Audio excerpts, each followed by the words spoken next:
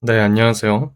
오늘은 사회문화 현상을 이제 숲의 관점으로 바라보는 거시적 관점의 대표 주자인 기능론에 대해서 한번 살펴보겠습니다.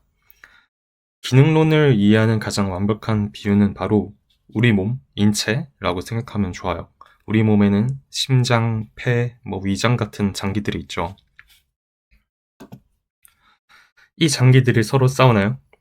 아니죠. 서로 상호 의존하면서 각자 맡은 기능을 충실히 수행해서 건강한 몸이라는 조화와 균형을 이룹니다.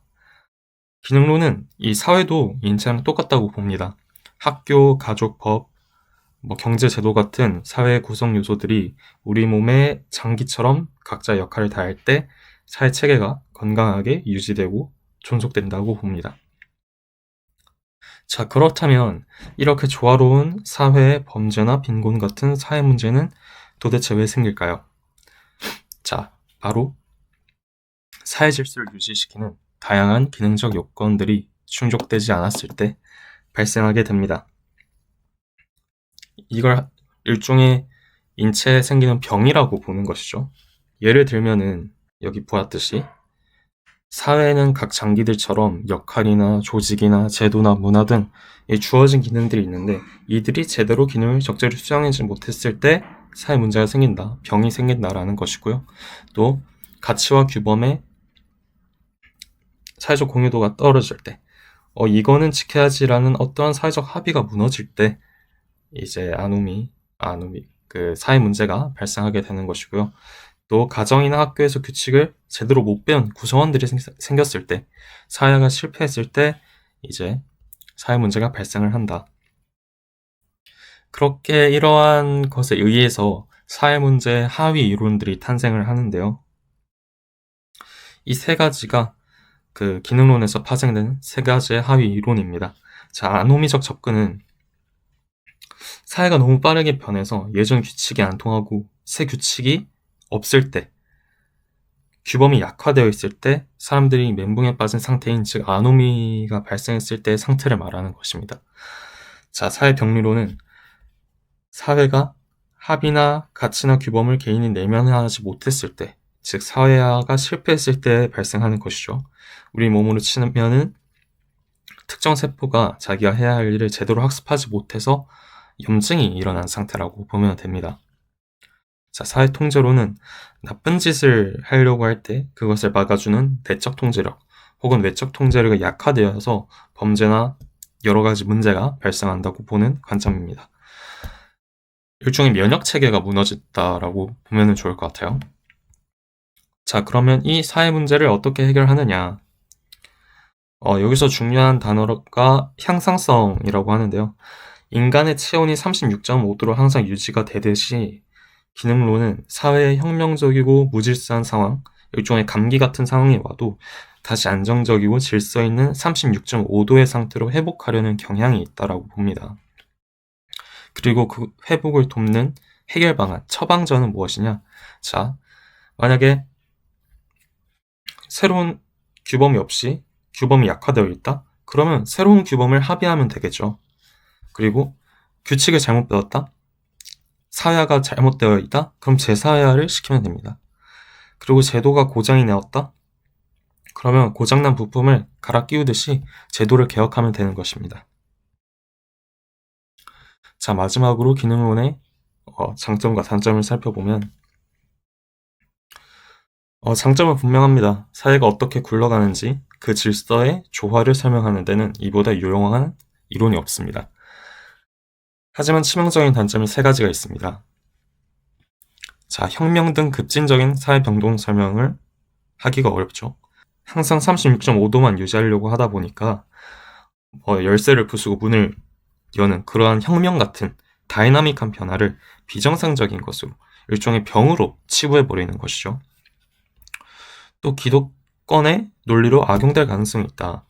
지금 조화롭고 좋잖아, 바꾸지 마, 이렇게 하다 보니까 기존 질서나 권력을 유지하려는 집단, 기득권층의 논리로 이용되기 딱 좋습니다. 그리고 인간을 거대한 사회구조 속의 하나의 톱니바퀴나 부품처럼 수동적인 것으로 보기 때문에 인간 스스로 세상을 바꿀 수 있다는 어떠한 자율성과 능동성을 무시한다는 비판을 받습니다. 이거는 이제 나중에 같이 볼 상징적 상호작용론에서 비판하는 내용이기도 합니다. 자, 이제부터는 파슨스의 구조 기능주의를 보겠습니다.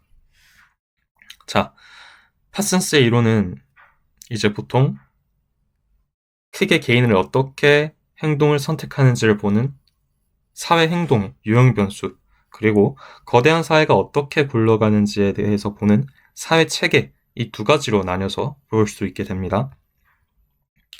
자, 이 첫 번째 핵심은 파슨스의 사회 행동의 유형 변수입니다.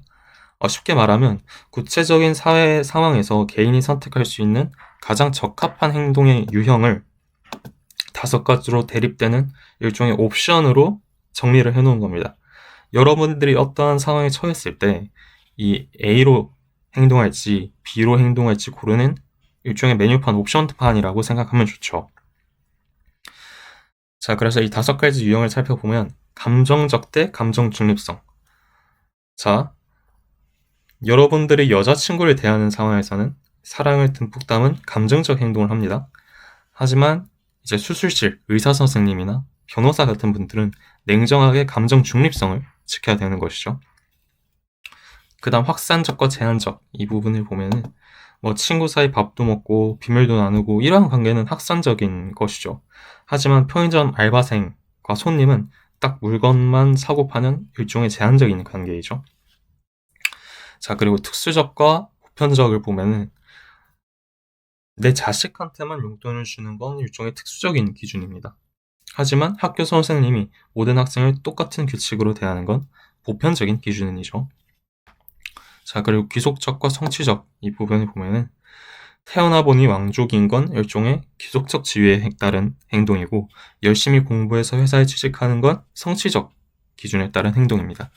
자, 마지막으로 집합체의 지향적과 자기지향적을 살펴보면 국가를 위해 헌신하겠다라는 것은 집합체 지향적인 것이고, 내 월급 인상이 먼저다, 이러한 것들은 자기지향적인 행동인 것이죠.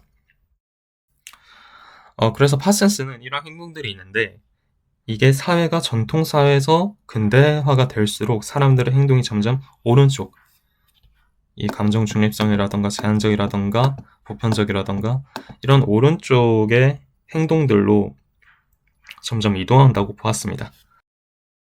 자, 그 다음으로 사회학의 연구 대상인 사회체계, 이 부분을 같이 보면은, 자, 사회학의 연구 대상을 개인이 아니라 사회체계로 본 것이죠. 사회체계는 무엇이냐? 복수 행위자의 상호 의존적인 행위들이 만들어내는 통일적인 전체이다. 혼자서는 체계가 안 됩니다. 최소한 2명, 자아와 타자의 복수 행위자가 필요한 것이죠. 자, 이 둘이 춤을 춘다, 탱고를 춘다고 생각해보면 서로 발을 밟지 않으려고 해야 됩니다. 그러면 어떻게 해야 되느냐? 박자와 스텝에 대한 일종의 합의가 필요하죠. 이것이 바로 사회체계의 기초인 합의의 기준입니다. 그러니까 상호작용하는 행위자들이 공유하는 가치 기준인 것이죠. 그리고 이 사람들이 이 가치 기준을 반복해서 따르다 보면 이것이 점차 제도화가 됩니다. 그리고 이 제도화된 것이 결국에는 단단하게 굳어져 가지고 사회 구조를 결정하게 되는 것이죠. 자, 그리고 마지막으로 사회체계 유지시키는 기능적 요건인 AGI를 보면은, 자, 자동차가 굴러가려면은 바퀴가 4가지가 필요하죠. 어떤 사회체계든 균형을 유지시키고 존속하기 위해서는 반드시 충족시켜야 되는 필수적인 기능 4가지가 있다고 파슨스는 주장을 했습니다. 각각의 알파벳이 어떤 제도랑 짝꿍을 맺고 있는지가 완벽하게 매칭이 되어야 되는데요. 자, 첫 번째로는 적응의 기능입니다. 영어로는 adaptation이라고 하는데, 자동차에 기름을 넣어야 달립니다. 변화하는 외부 환경에 적응하고 먹고 사는 문제를 해결하는 기능인 것이죠. 우리 사회에서는 경제제도가 이 역할을 수행하고요. 그 다음은 이제 목적 달성의 기능입니다. 차가 어디로 갈지 운전대를 잡고 목적지를 정하는 것처럼 체계가 존재하는 목적을 달성하는 기능으로 사회에서는 정치 제도가 이를 담당합니다. 자, 통합의 기능은 자동차의 부품들이 덜컹거리지 않게 꽉 나사를 조여주는 역할을 하는 것입니다. 책의 여러 부분을 조정하고 묶어주는 기능으로 규칙을 어기면 제재를 가하는 법과 관습 같은 것들이 담당을 하는 기능이죠. 자, 마지막으로 잠재적 유형 유지와 긴장 관리 기능인데요. 이게 바로 마지막 L을 뜻하는데 저한테는 영어가 너무 어려워서 이건 그냥 외웠습니다. 차도 가끔 정비소에서 기름칠을 해줘야 고장이 나지 않죠. 사람들도 스트레스를 풀고 긴장을 완화해야 사회가 유지됩니다.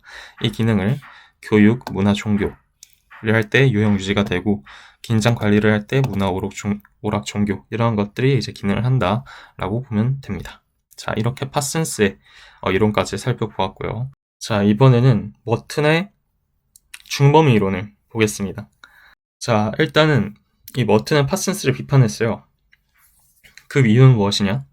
파슨스의 이론은 너무 추상적이어서 갈등을 낳는 요인들을 적절하게 다루지 못했다. 자, 이게 무슨 말이냐면 파슨스는 사회는 무조건 36.5도의 균형을 향해 간다. 사회는 향상성이 있으니까. 자, 그런데 여기에서 현실에서는 왜 혁명이 일어나고 뭐 노사 갈등이 터지고 이러한 변동의 요인을 제대로 설명하지 못한다라는 것이죠. 그러니까 이 사회 자체를 너무 크고 추상적으로만 바라본 것입니다. 그래서 머튼은 조금 더 세세하게 바라보자. 그래서 중범위 이론인 것이죠. 거시적인 범위와 미시적인 범위 그 사이의 중간 범위를 한번 살펴보자. 그럼으로써 어떠한 사회가 갈등을 낳는 요인들을 조금 더 설명할 수 있는 이론을 만들어보자 한 게 바로 머튼의 중범위 이론입니다. 자, 그래서 이 머튼이 파슨스의 약점을 보완하기 위해 꺼내든 무기가 바로 이 기능 분류입니다. 머튼은 세상의 모든 사회 제도나 현상을 이 4가지 기능으로 쪼개서 분석했습니다. 먼저 기능과 역기능을 보면은, 자, 기능은 사회 제도, 사회 현상의 결과가 체계 유지의 종속의 긍정적인 경우입니다. 우리 몸을 건강하게 하는 비타민 같은 기능이죠. 자, 그리고 역기능은 반대로 사회 제도, 사회 현상의 결과가 체계 유지 종속의 부정적인 경우이다. 파슨스가 설명하지 못했던 갈등과 변동을 머튼은 이 역기능이라는 개념으로 설명합니다. 예를 들어서 현대 사회의 뼈대인 관료제는 이를 효율적으로 처리하는 긍정적인 기능도 있지만 사람을 기계처럼 메마르게 만드는 부정적인 역기능도 있죠. 머튼은 이러한 역기능이 쌓이고 쌓이다 보면은 긴장과 갈등이 발생해가지고 결국에 사회 변동으로 이어진다고 본 것입니다. 자, 마지막으로 명시적 기능과 잠재적 기능을 보면은, 자, 명시적 기능은 사회 성원들에 의해서 의도되고 인식된 기능입니다. 사람들이 머리론 생각하고 겉으로 드러나는 이제 뻔한 목적 같은 것이죠. 빙산의 윗부분이라 생각하면 됩니다. 자, 그럼 잠재적 기능은 뭐다? 사회 성원들에 의해서 의도되지도 않고 인식되지도 않는 기능이다.